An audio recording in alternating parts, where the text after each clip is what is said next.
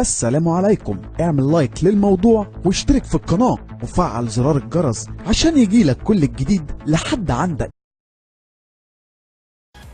Hello friends, today I will talk about my inventing. First, I will speak about the components. The components is fuse, sensitive fuse, wires, negative and positive, battery 9 volt,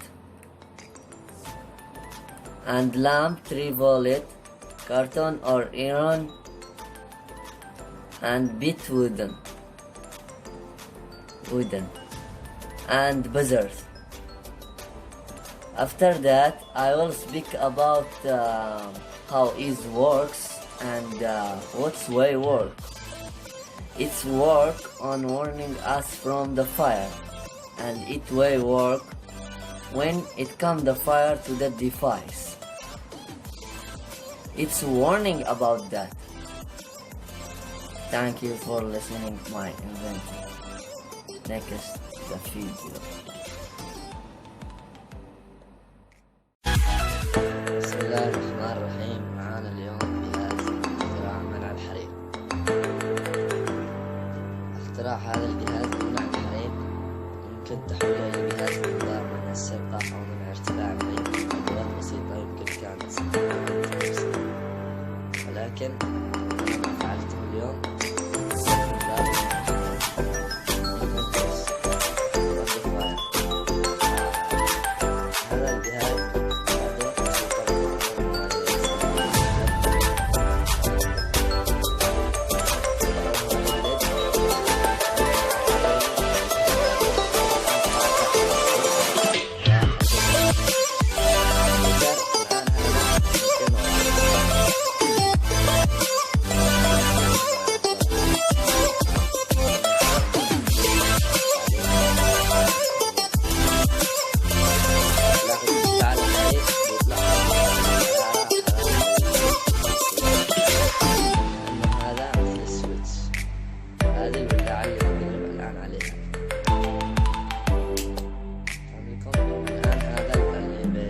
الحريق لأنه يوصل تيار الكهربائي كأنه قاطع سويتش يوصل كهرباء.